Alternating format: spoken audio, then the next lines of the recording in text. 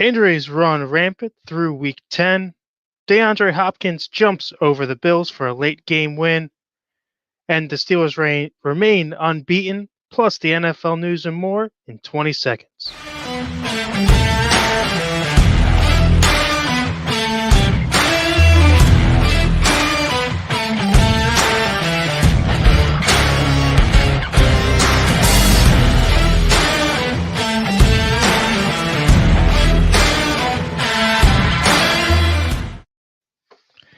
Hello, fellow fanatics. Welcome to the Average Bros Fantasy Show, brought to you by Football Darts and Fantasy Sports Alliance. First, we want to thank our broadcast sponsor, Football Darts. Football Darts is a dart game that combines the skill of traditional darts with the strategies of American football. This innovative dart game is played on a uniquely designed multiple target dartboard. Unlike traditional British darts, American football darts is a game that combines both the skill of darts and the strategies of football. It can be played in sports bars, at tailgate events, as league tournaments, or as a leisure activity in the comfort of your own home.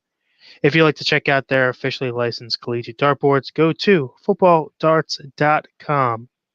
And remember, if you guys like this show, please like, subscribe, and share to all of our social medias. We are on YouTube, Twitter, and Facebook Live today. And then if you don't catch us live here, remember we can always be found on anywhere you find your podcasts. We are on Anchor, Spotify, Apple Podcasts, Google Play Store, Amazon, Stitcher, and anywhere else you may find your podcasts. And remember, when you go to listen to us or watch us, you can not only find us there, but you can also find the Fanatically Real broadcast with myself and Brian, which usually goes live on Wednesdays, and then the Empty Wagon guys, Josh, Brad, and Eric, as they give you their heroes and villains throughout the week, and as always, recap them as the honest brokers that they are. Josh, how are you doing today, bud? I am doing amazing this week. How are you? I am doing well. I went undefeated this week across all of my leagues, a total of 6-0, I believe, um, beating beating my way into the playoffs, I should say, in the redraft league, and then as well as beating uh, the mad scientists, aka Damien, in our Delta Dynasty. So real happy about that. How about you? I I don't even know what I went this week. I think I went either 1-2 or 2-1. I actually don't even know how I did in redraft. That was the one league I did not check, but I know I did win in Dynasty. I know that I know you had a pretty big loss in a league outside of FSA this week, huh, bud? Yes, uh, You want to tell I everybody mean, about that? I'm gonna blame it on I don't even know who to point fingers at here. I'll point fingers at Lamar. It's the first player that Was comes it to my a mind. for you guys at home that are listening that don't know? Me and Josh, my average bro here, played each other this week in a league outside of FSA, and I handily beat him by what, over 60 points or something like that Yeah, this week. it was something like that. It was like Yeah. 90 to 140 or some S- So some high speaking of amount. losers, speaking of losers outside of yourself, there, although you got a pretty killer haircut, who do you got on this week? It's I losers. don't I don't think there's a loser that could amount to me that could amount to I would agree with predicting. you there, bud. All right, I'm gonna start off with my first loser of this week, someone who has rarely made an appearance. I believe this is their first appearance on this side of the ball. It's going to be Russell Wilson with 5.42 points, 248 yards, which isn't too bad, but two interceptions, one fumble. It looks like his MVP race has come to a little bit of a halt this past week.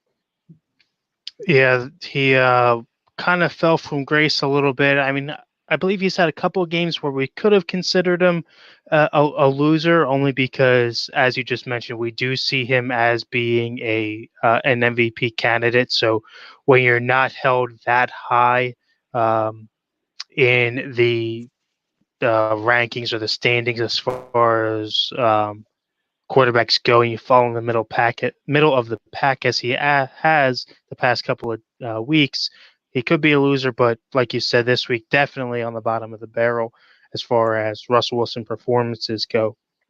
Yeah, I think the weeks that he has done a little bit average, he just kind of got lucky, and there was another quarterback who did worse than him. Yeah, we got Chris chiming in with us on Facebook saying that graphic's incredible. I believe you are referring to our intro video. If not our opening screen, either way, we do appreciate you, Chris. And Rocky checking in with us, asking if Drew is going to be back this season.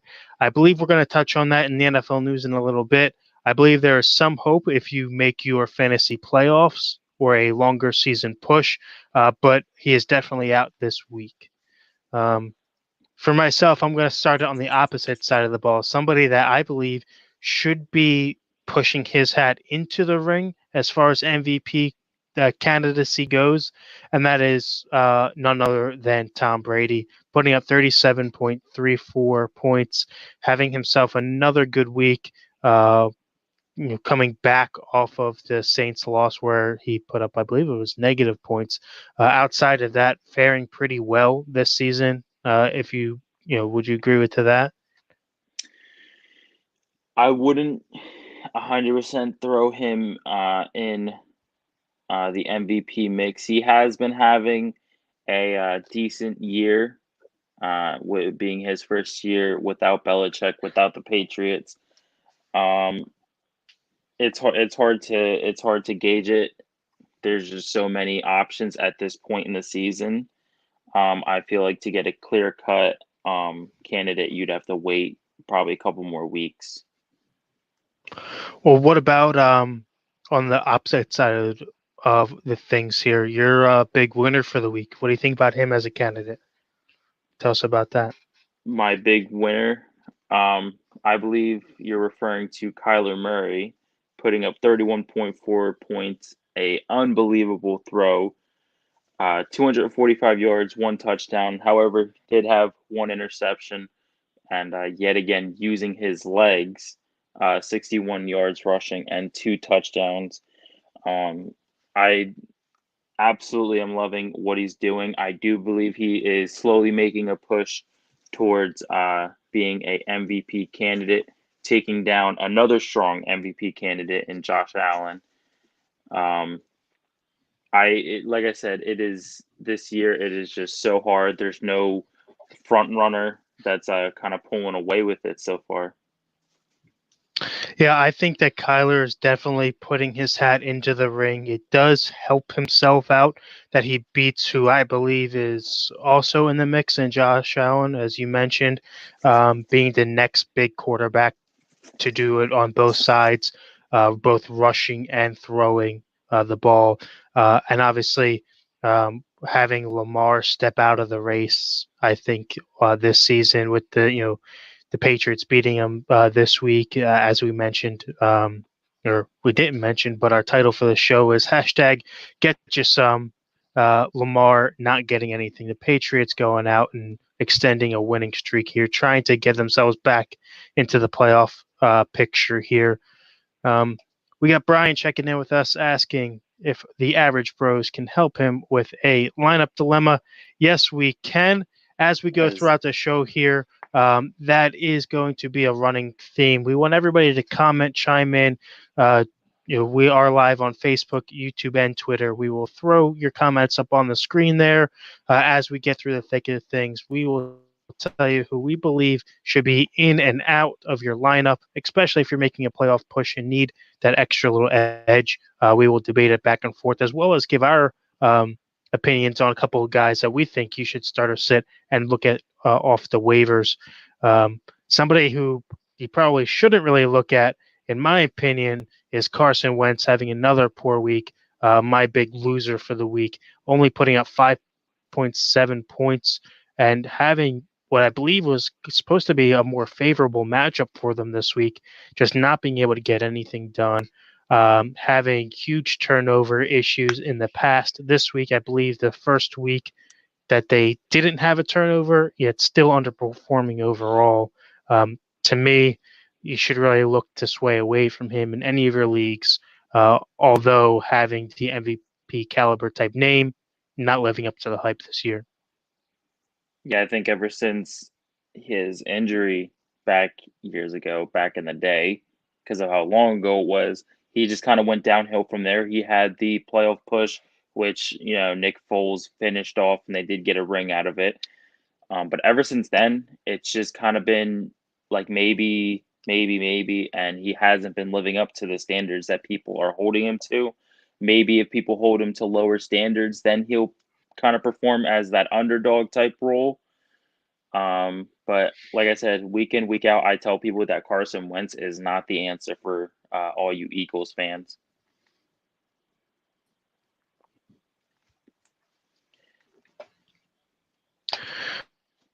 We have Brian checking back in with us.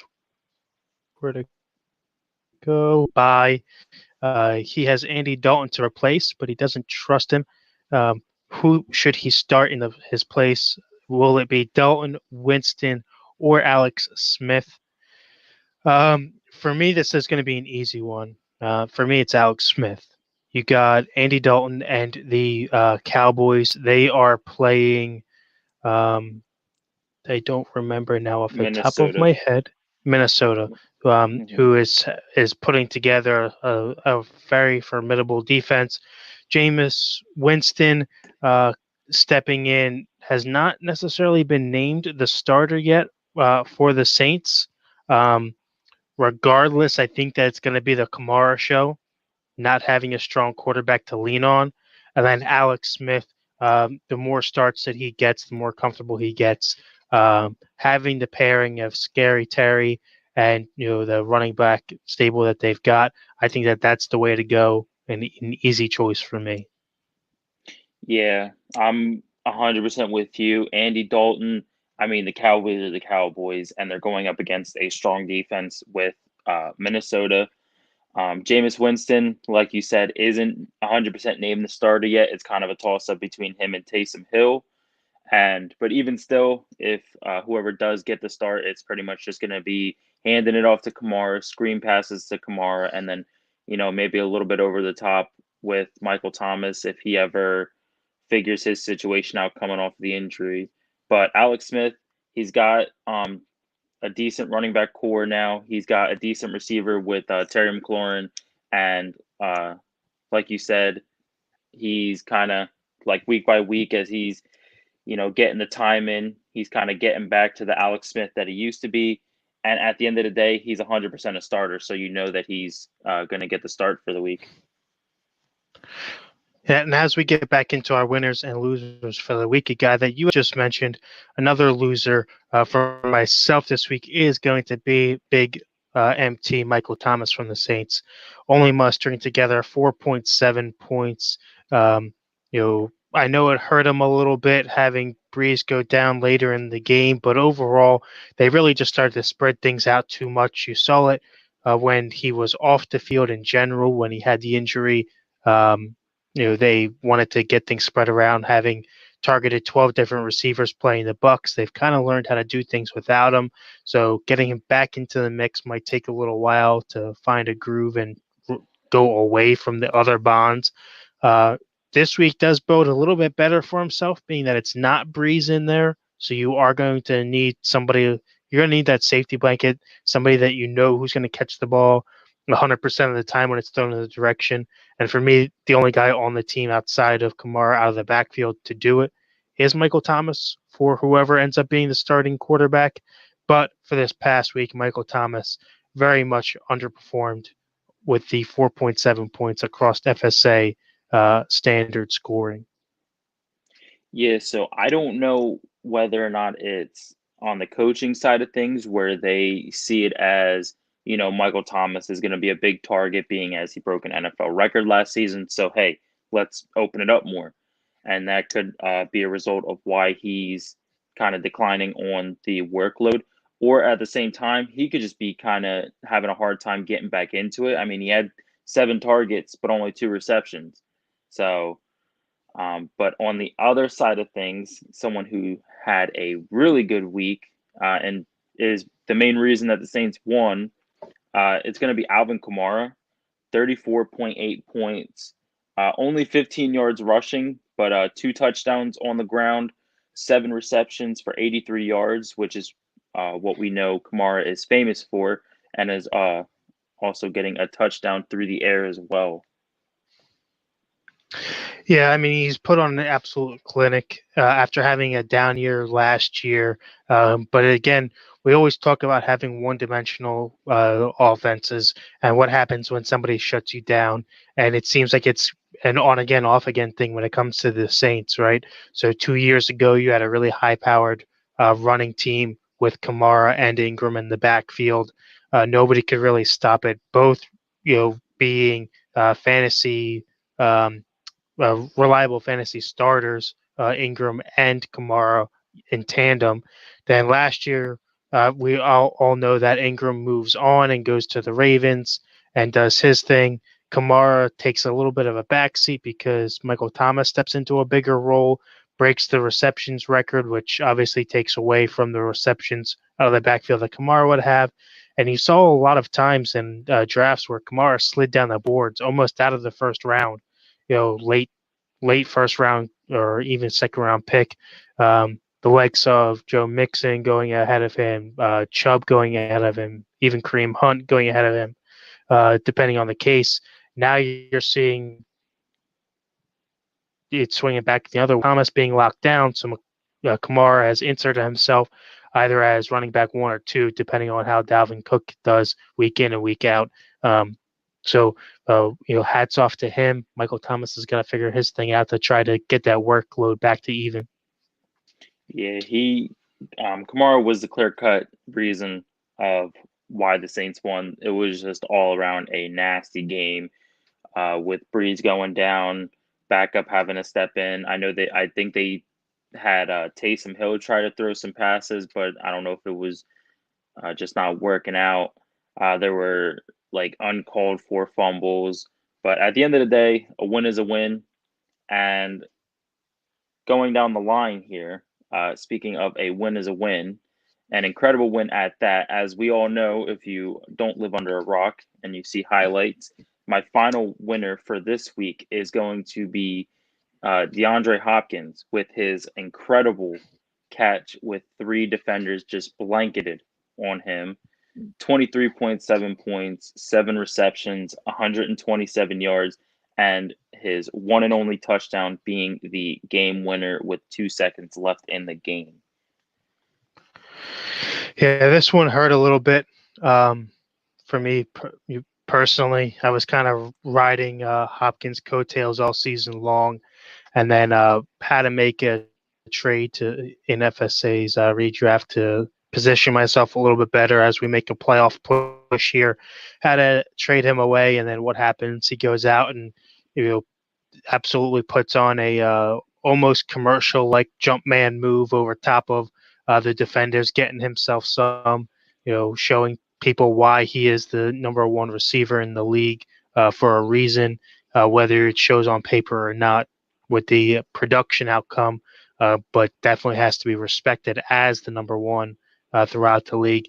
Hats off to him and the Cardinals overall, getting themselves right back into probably the toughest division in the entire league right now. Yeah, I think as far as the toughest division, it's it's a tough one. I would say it's either going to be the NFC West, or I'm gonna have to go with a homer pick and say NFC South as well, with the Buccaneers and the Saints, mainly just because you have two of the greats going head to head with Tom Brady and Drew Brees. But as we all know, Saints kind of took that battle 2-0 this year. Um, what was I You about to had to throw say? that in there. Of course, I had to throw it in there. He's not. Listen, I feel like all Tom Brady shots are out there in the open, being as he's not on the Patriots no more. So you have to give me a little leeway there. That's fair. Who do you But have? speaking of somebody in your division, taking a step back here. Go ahead. I was just about Go to ahead. ask who is your next winner. No, I was actually going to swing it on the opposite side of the ball. My final loser for the week, speaking of your division, is Mike Davis taking a step back, getting the start with CMC being out again, projected out for another week here, only putting up 7.4 points and a lackluster performance all over on that offense. Um, really just underperforming. I think that things will turn around, especially with the question mark at quarterback this upcoming week. I think that it was just a tougher matchup for them. So I don't think it will continue. But for this week, a definite loser in my book. Yeah. And I think the main reason that we're considering him a loser is just kind of like Carson Wentz situation is the standards that we hold him to. CMC went down and Mike Davis comes on and just kind of continues where Christian McCaffrey left off. And, to see him not do that workload is pretty much why you would consider him a loser compared to any other backup running back. Yeah, I think that changes in the next week, but I guess we'll have to see here. Um, who did you have on your side as a loser this week? I'm gonna stay I'm in a loser. the same. I'm gonna stay in the same division and same team. I'm gonna go with Robbie Anderson as my second loser. Only 4.6 points, 4 receptions, and 21 yards. And pretty much same thing as Mike Davis. Robbie Anderson has had a surprising year fantasy wise and just NFL wise, putting up strong numbers. And when you're the clear cut first receiver in Carolina, you're expected to perform at such a level. And in this case, he didn't. And I mean, fantasy wise, you don't care if the team gets the win. You just want the numbers. Yeah, that's the way that I look at it too. You're uh, myself personally knowing this all too well, having Robbie Anderson on my team. Luckily, I also have Brady, so it didn't really matter too much for me having my other winner on the team there. But watching this one closely, just a lackluster, gritty game overall, a grinded out type deal, to where we get both their number one running back this week and their number one receiver underperforming. I look for both of them to have a bounce back week next week, um, but somebody that bounced back this week and inserted himself as a wide receiver one as Chase Claypool, absolutely putting all of his fantasy owners on a roller coaster. A lot of people actually benching him after having 2 down weeks compared to the 40-pointer game that he put up a few weeks back, coming in with 21.8 this week.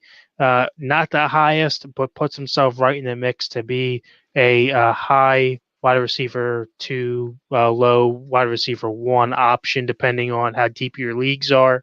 Uh, for me, definitely a viable option going forward, especially with the 10-0 Steelers absolutely running through teams and not necessarily blowing teams out either. They are pretty gritty wins, just getting over a lot of them. Um, I don't know how much longer they're going to keep it up, but it is definitely exciting to watch, especially having a team in the AFC. Yeah, it kind of all depends on how their season fares for the rest of the year.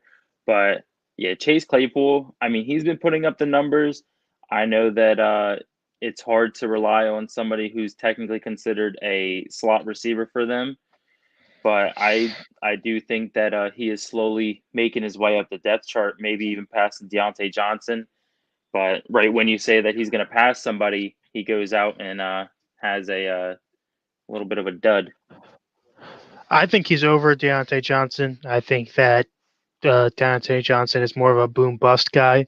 If the big play's there, or if he's left unprotected through coverage, then you're going to get it, your points and receptions out of him. I think that the more secure game to game guy is going to be Claypool for me.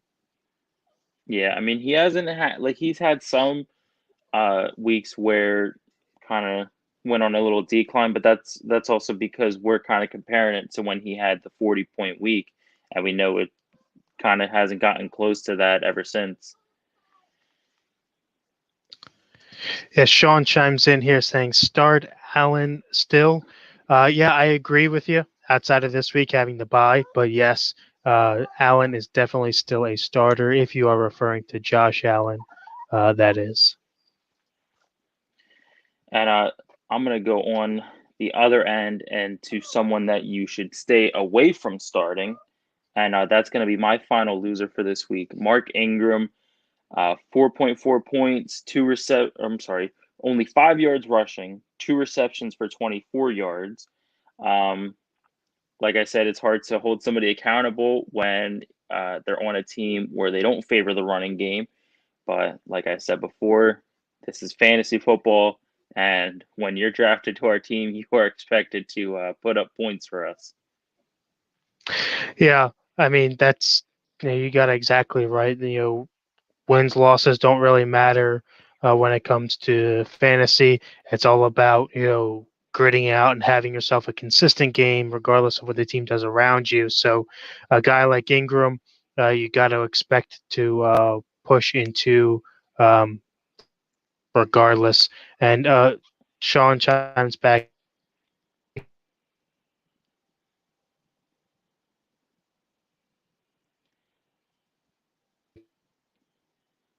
in here and says. Well, No, just don't like the other options. So he's a chance at some points, but you never know with the way those teams play. Could stop yourself from getting a negative, so not necessarily a hey, bad thing. I will say though, Alex Smith almost mounted the comeback against Detroit. It's just it came down to a kicker's leg at the end of the game, which happens far too often around this league. I agree, and they are people, so you just got to mind yourself when Of you're course looking they at are. the. Of course they are. I'd be the first person to say that. Speaking of putting the team on your back, unlike how kickers have to do it and put it on their leg. Josh Jacobs this week, showing why he was, in the Rookie of the Year contention last year with the other winner that we had mentioned, Kyler Murray, is putting up 31.1 points this week, pushing himself into the top of the running back conversation this week next to Kamara. Do you think that's something that's going to be sustainable for him? I know he hasn't really shown it much this year, outside of this game and maybe one other. Well, I mean, how do I say it? So the Raiders, they're not really. I don't think they have a strong passing game either. So you would think that Josh Jacobs would have the workload to give him the numbers. As far as where he goes from here, I mean, he was in contention for Rookie of the Year. So, uh, for the sake of all you owners of Josh Jacobs, let's hope that he only goes up from here. And for me, I look at it this way: is you've got a lot of buys coming up, you've got a lot of injuries coming on through the latter part of the season. You're trying to make your push. I think having him in your lineup is gonna have to be necessary because of the underperformance of everything past him. So, I would lean towards maybe not 30 points every week from here on out, but I think this starts to trend to where they have to respect the game that he put out this week and keep giving him the ball and keep the ball on the ground. Um, Damien says that he had traded away Josh Allen this week strictly because of buys, and I can attest to that. um, Damien in a must-win situation, pretty much in the Alpha region in the FSA redraft. So didn't really have a choice but to get rid of his star QB to make himself push, regardless. Didn't trade him to me, which is what I wanted, but you live and you learn, Damien.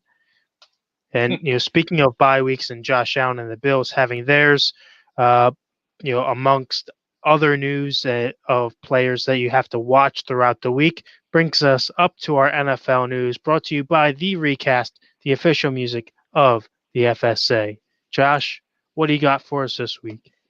So I'm going to start off with something we kind of touch base with at the beginning of the show. And I'm going to start off with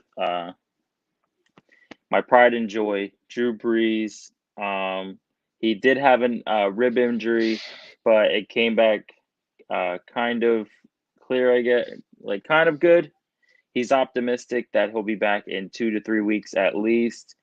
So I guess that answers. I don't remember who made the comment earlier, but I guess that answers your question. So he's definitely out this week, and then from there on out, we're hoping 3 weeks tops.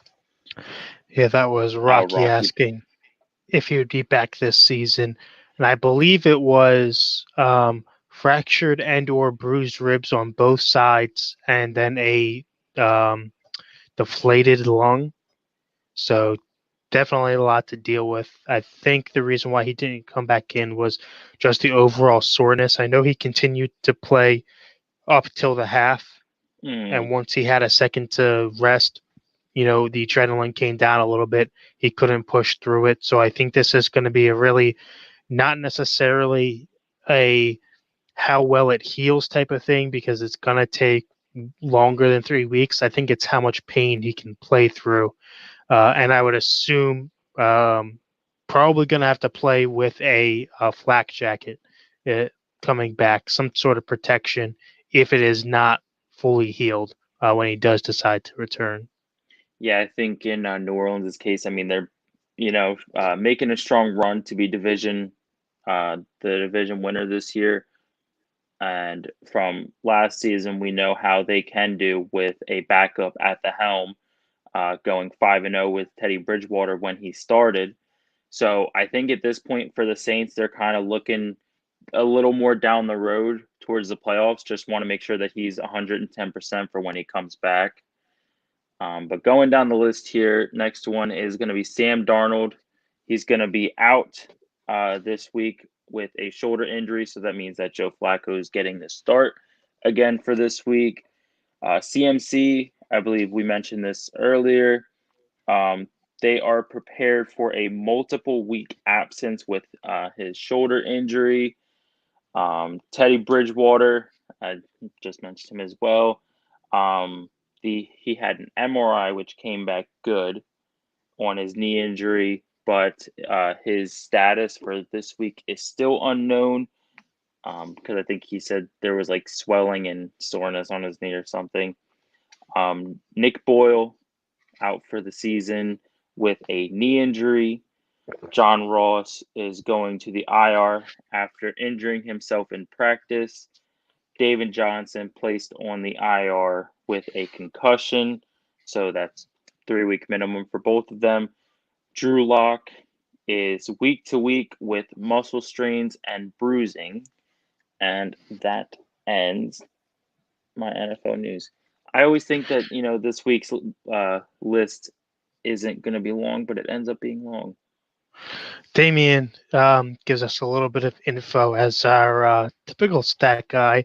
I think is off tonight. I'm not 100% sure, but he comes at us saying that Breeze went into the game with one fracture rib already and was playing with a flak jacket. Yeah, that leads me to believe that what I thought was true. I did not know that, Damien, so thank you. I did not know that he had already had an injured rib. But yeah, it's just going to be pain management. As he played in this game hurt, he's probably going to continue to play throughout the playoff push for them hurt, as there's nothing you can really do. It's not like you can put a cast on a rib. There's no way to stop that. It's just healing over time and how much he could really deal with as it continues. And he says that CMC and the Panthers have a bye week 13. They will likely play it safe and hold him out until after the bye. I do agree with you, Damien. And unfortunately, for everybody that's watching that plays in the FSA Redraft League, week 13 is the championship week for the regions heading into Worlds or the World Championship, I believe. My stat guy can correct me if that is right or wrong or not. So you will Right. not have CMC for the championship game, but once I win my championship game in the regions, I will get him back when I head into the world. So I am happy about that. Hopefully, um, if all things do bode well for both the Evil Empire and CMC. Our stat guy is busy having Josh Allen woes. I would assume so over there. He every time we talk about him, he just can't decide whether to start or sit him. And then this week, he should start him and needs to start him, but can't because of the bye. So even a little bit more hatred padding onto things there. But that brings us up into our odd man out segment. As we predict or project a couple of guys that we think that you should sit this upcoming week, some guys that you should start in their place, and then, as always, a couple of guys to look at either through the waivers to try to add, or you just keep your eye out. Maybe long term, if you're talking dynasty, since we're past the trade deadline, maybe look off season if you're in a rebuilding mode like Damien is. I know in Bravo, I believe, where he is rebuilding with I think only one win still. So, um, but for everybody that does play in um, FSA redraft, uh, our stat guy lets us know that weeks 12 and 13 are for regions, and then 14 through 16 is worlds. So thank you for that. And then he chimes in and says, F Josh Allen. Uh, I don't know about that, but I'm still holding pretty high hopes for him as I have him in my MVP candidacy for the year. But Josh, who do you have as your first guy you're looking to sit this week ahead of week 11? So my first sit is going to be Joe Burrow this week. Washington, yes, they are 2-7, but they do have the top ranked passing defense, allowing less than 200 yards a game. And as we all know, in the Bengals situation, with the exception of Joe Mixon or Giovanni Bernard, um, they do not have any weapons that I can think of. No, none that are relevant anymore anyway. Exactly. Who are you starting in his place? And in his place, I'm going to go to another rookie who actually has had a surprising year for anybody. It's going to be Justin Herbert. Like I said, he's having a really good rookie season, putting up 20 plus points all season, with the exception of week 1 when he wasn't a starter and week 3 when they were playing Carolina. But even still, he put up like 15 points. And the Jets on the other side of Washington being one of the worst passing defenses. I believe they're the 4th worst or something like that. Do you think that Herbert has made a case to be rookie of the year? Trying to think of the rookies here. Um, You've got I would DeAndre Swift. You've got Clyde Edwards-Helaire. Got Herbert, Burrow, I would say Tua now. I feel like Tua might have come into the league as a starter a little too late to be considered rookie of the year. Um, I would say maybe like Joe Burrow, Clyde Edwards-Helaire. But yeah, I'm gonna say that Justin Herbert should be. He could throw his hat into that ring as well. He's had a pretty solid year so far, being with the exception of his team being 2-7. But then again, I mean, Joe Burrow isn't doing any better. Yeah, for me, I'm gonna lean right off of that. I'm gonna say it's gonna be DeAndre Swift, having himself a game, inserting himself into the game plan out of the Lions. You have a full stable there with on Johnson, bringing in the veteran and Adrian Peterson. There's been a huge timeshare there to where Swift hasn't been as used as much as fantasy owners would hope, or Lions fans would hope, being such a prominent force to deal with. But he is actually going to be one of my starts for this week, having a favorable matchup. I think that he will end up being the rookie of the year as he builds off of this past week. And then on the opposite side, somebody that I'm going to be sitting is Miles Sanders. Um, I know that a lot of fantasy owners were happy to have him back, hoping that the Eagles were going to try to get something going off of the back of him, having paired with Boston Scott out of the backfield, considering that their pass game has been very much lackluster. But I think that Wentz has too much of a stronghold on this team to where they can't get the pass game going, which means that they're going to stack the box, and the run game is not going to be there to perform either. So I'm looking to move away from pretty much the Eagles in general, but specifically this week, Miles Sanders on my bench. Yeah, I completely agree with you. Just as a whole, just stay away from the Eagles. I mean, their running game isn't there, more so because, if they're playing from behind, like you said a couple weeks ago with Tampa Bay, who's going to go to a running game when you're down? And with their running backs just shady as it is, and then you have Carson Wentz. Everybody thinks Carson Wentz is supposed to be this big, MVP candidate, but I mean, he's just making ill-advised throws, and which is resulting in ill-advised interceptions. So I would just steer Yeah, clear they of Eagles as a whole. they do get Zach Ertz back. He has been activated to the players eligible to return list off of the IR. I don't know if they're going to activate him this week. I believe it's 21 days they have to do it once they've committed to that. So it's still 3 weeks. I think it will be sooner than that, obviously, possibly next week before he's activated. Um, but regardless, as you mentioned, this whole team, I have them almost in the same category as the Jets. As I don't want to really start anybody on that team this year, so um, I'm definitely staying away from him this week. How about your second start sit of this week? Who are you looking at? So the next person that I am looking to sit is going to be Mike Evans. As we all know, the weapons that are in Tampa Bay, it just leads to a inconsistent workload. And being as Rojo had himself a pretty bit of a day, breaking off a 98-yard touchdown run, so that could Longest in lead Tampa Bay history. that it is, which could lead to more work going his way going forward, as long as they're not playing from behind.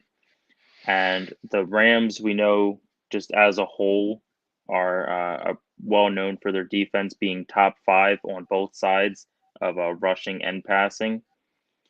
And also, like I mentioned before, the throws could not only go to Mike Evans, but there's also Antonio Brown, Chris Godwin, or Tom Brady's favorite, Scotty Miller. Or I think what you meant to say there is the big boy Gronk, who had himself a touchdown this week, I believe, off the arm of Brady. Um, I don't think Scotty Miller is going to feed into any of his into his Well, time. That's just as out there as saying your Traquan Smith, who I'm pretty sure died this past week after a huge hit. Um, he's gonna take any of Mike Thomas's playtime. well, you know what I always say: take some Tylenol, and you'll be good. Yeah, can of corn, I'll be all right. Yeah, can of corn, I'll be all right. Hashtag get some. Continuing on, I'm gonna say to start Chase Claypool, another rookie who I completely forgot to mention, who could be somewhat in the running there. Um, Jacksonville having a smaller known defense, and if you kind of keep an eye on his numbers, he does do fairly well against smaller known defenses. Um, but I mean, there is Juju, there is Deontay Johnson, but I do like what he's doing as a rookie, kind of stepping up, like you said, into that number two role. And I think that compared to Tampa Bay's receivers, I believe that no matter what way you go in Pittsburgh, you're going to get a receiver with a decent outlook. Yeah, I mean, I think Claypool's going to be a force to be reckoned with throughout the year here. I think that as Big Ben and him build a stronger connection, as Juju slides back into the slot role and plays the same role he played to AB when he was there, and when he accepts that position more and assists Claypool versus taking away from him and underperforming in general. I think that team is going to start to fire on all cylinders, and um, at this point, probably get the AFC top seed, which is the only one that will get the bye this year, as long as the playoffs are not expanded because of COVID. Um, as we're all aware, is a big possibility having the NFL signed to that last week. Um, but a guy that I'm looking to sit this week as my final start sit is going to be Deshaun Watson out of the Texans. He gets to play the Patriots this week. And although the Patriots have a poorer record to show for it, have played quarterbacks extremely tough, especially running quarterbacks. We've seen them stint Patrick Mahomes when he came into town, although having lost. Um, Holding Lamar to do almost nothing. Then Watson comes in already having a pretty bad play, um, having to face this tougher defense. I don't think that he's going to perform all that well. And then, of course, we have all of the Alliance chiming in here, saying that is a homer pick. Uh, I would agree with you if it wasn't in the pudding and the Patriots didn't have a top defense, but they do. And on the opposite side of things, to go away from my homer pick, I'm going to start Tua. I think this is a guy that you can no longer leave on the bench. He has to be a must start for you. Um, you know, he is right there with the likes of Kyler Murray, Josh Allen, Patrick Mahomes. Not saying that caliber, but that type of player. When we're looking at a fantasy standpoint, you're getting the best of both worlds with these players. You're getting the rushing yards as well as the rushing touchdowns, passing yards, passing touchdowns. So you're getting the whole thing here out of these guys. As where if you look at your Rodgers, more so just strictly passing. Unless, of course, you are Josh Allen and you catch a touchdown, then you even extend that lead ahead of everybody just a little bit more. But I'm going to be sitting Watson and starting Tua this week. Yeah, I agree with you. I mean, Texans. I mean, I know they're kicking themselves in the butt for their trade, especially with David Johnson going on the IR. But the Patriots, that's pretty much what they're known for, especially with Brady, getting out of there. I mean, Patriots were known for their defense even this year and last year. So I could easily see Deshaun Watson riding the bench. And on the other side of things, Tua, I mean, really hit the ground running once they handed him the ball.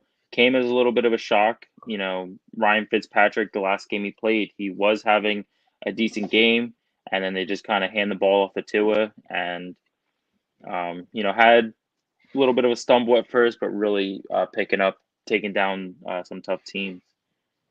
Yeah, I think the real test for him is when I know it's going to be another homer say here, but the next big defense that he's going to have to play is the Patriots. Um, you know, I believe we have. I don't think we've played them yet. I think we still have to play them twice. So definitely going to be a test as they all come in here. Homer across the board. Didn't see that coming. Um, but a guy that I'm going to look to add this week, whether it be because I have Josh Allen on bye or because I have Drew Brees, who is out and hurt, to fill my lineup here, is going to be PJ Walker. For you guys that don't know who he is, I believe, the XFL MVP of the just finished XFL season before they shut things down and were bought out by Dwayne the Rock Johnson, which that is looking to return in a couple of years. I believe 2022 is when they're slated to return. But for now, PJ Walker is in the NFL. He is the backup to Teddy Two Gloves. as the empty wagon guys like to call him. I think that he's probably going to end up getting the start here this week. I think that they are trying to make the push for the playoffs themselves and try to sneak in as one of those three wild card teams.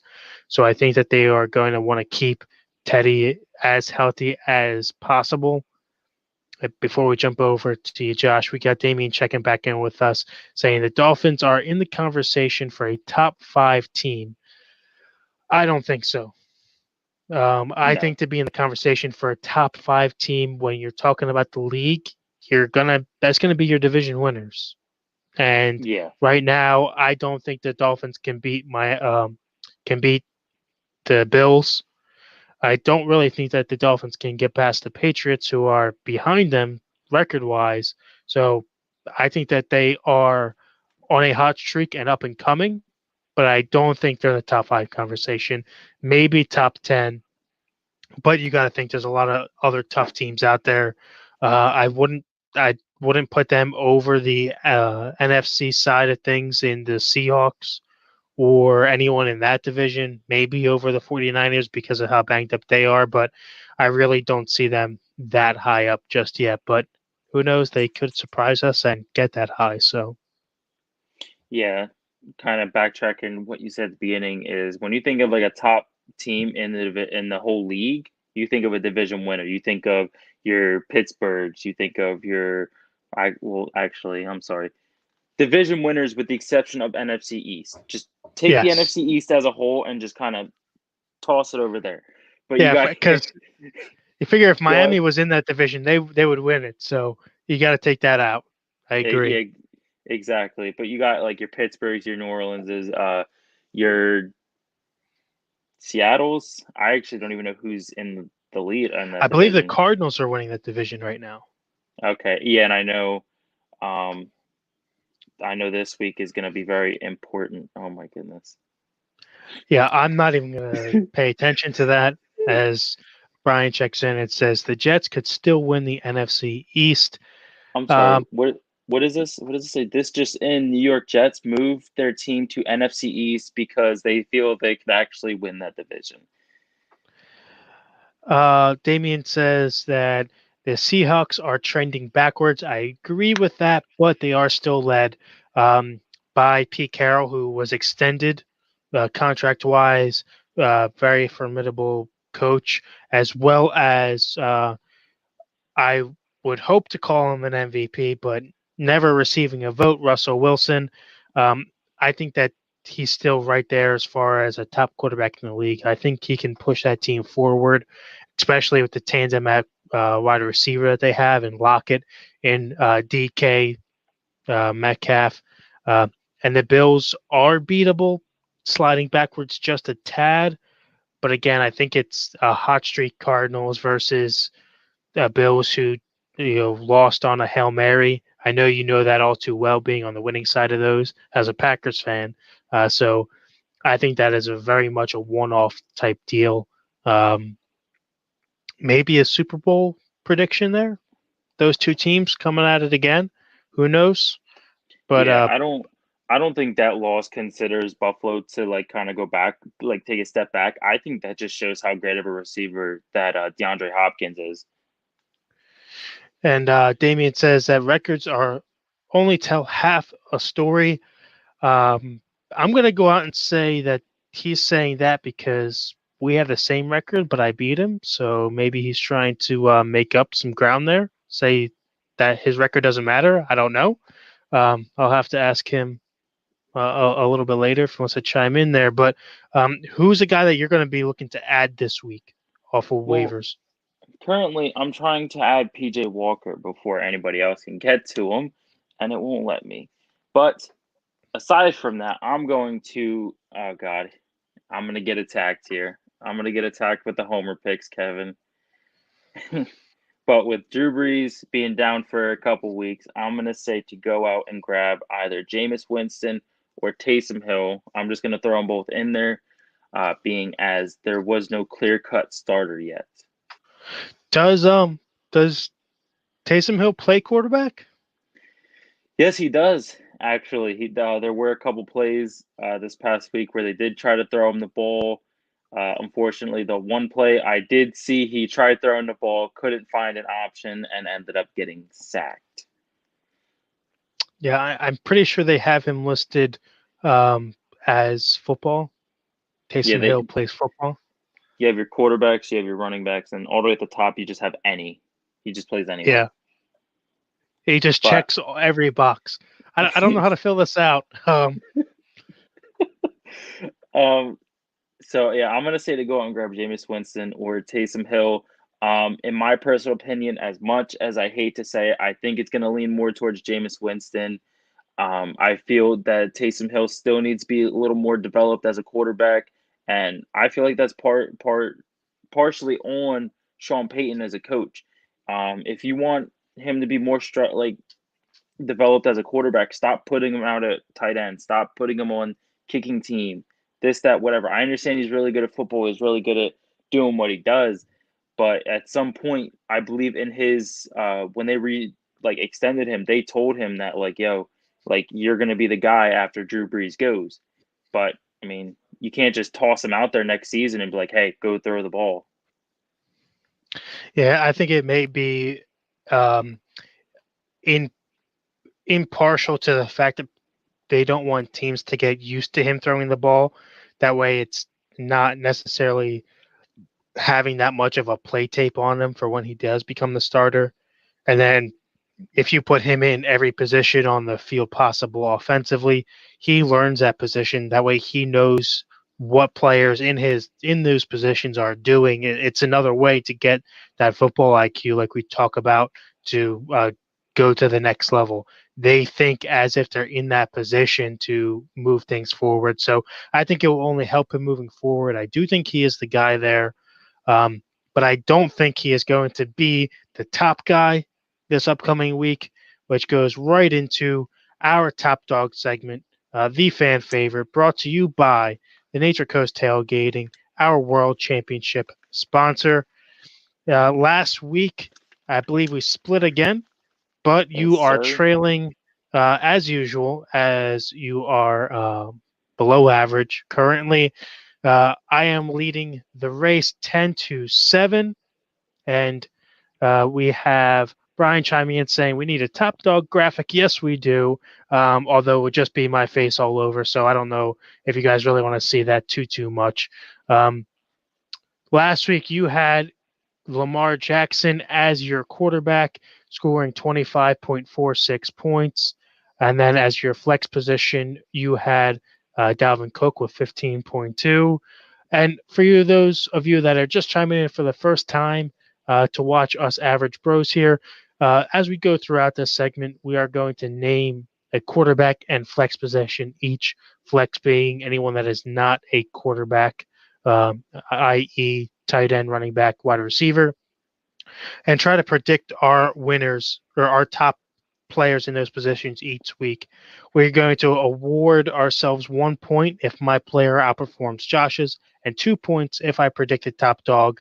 Neither one of us did that this week, as I took Josh Allen, who did beat out Lamar with 32.86 points. And then my flex, a very underwhelming Michael Thomas with 4.7 points this week. Very much lackluster. But moving forward, hoping to predict those top positions, who do you have going into this week as your quarterback? So I'm gonna go out on a limb here. I know he had a off week this week, which leads me to believe that he's gonna do a full 180 and come back with a bang. I'm gonna go with Russell Wilson this week as my quarterback. You really think he can bounce back against the Cardinals? I think that he comes out with fire in his eyes. It's a division matchup, so he knows that he needs to bring nothing but 100% to this game. He knows that he can't have the 2 interception mistake, and he knows he can't have the one fumble mistake. Yeah, I just don't know about that. I mean, the Cardinals did let up points to Tua, then again to Allen this past week. Neither one of them being the top dog. I don't see how playing a very similar quarterback in Wilson for the third week in a row gets anything done. Um, So actually, I'm going to go out on a limb here. I'm going to put the ball in your court there, bud. I'm going to go out and say that Kyler Murray, not only playing the Seahawks, is going to have a game, but he is going to be the top dog, outperform Russell Wilson, and I am so confidently so. I'm going to put 2 points on it for you.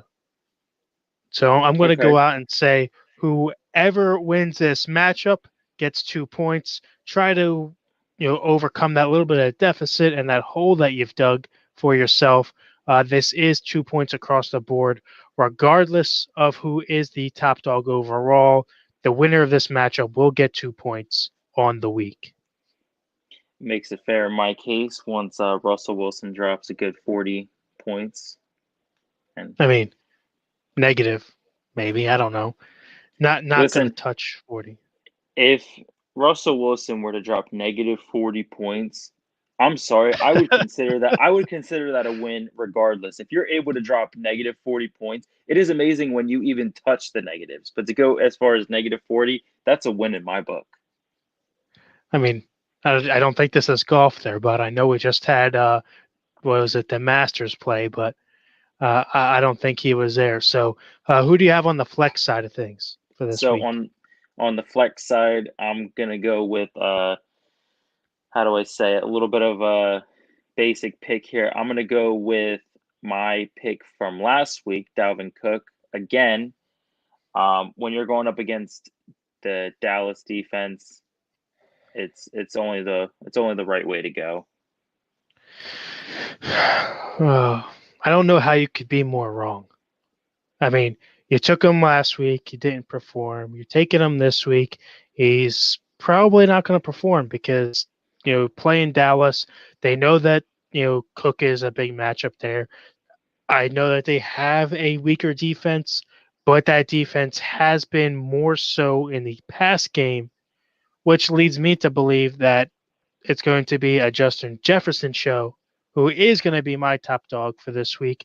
Having stepped back last week and put up a game for himself, I believe he's going to do it even more so against the NFC least Dallas Cowboys. Justin Jefferson for the win here, bud. See, now with my luck and considerably your luck, I picked Dalvin Cook, you picked Justin Jefferson. We all know that means we all know who's gonna have the game now. Yeah, it's going to be Adam Thielen. Yeah, it's gonna be Adam it's Thielen. Adam, it's we're gonna it's going to predict be it the guy we now. didn't play. Yeah, we're gonna pick it now. I'm gonna project it now. Adam Thielen is gonna be my winner for next week, putting up 30, 40 points.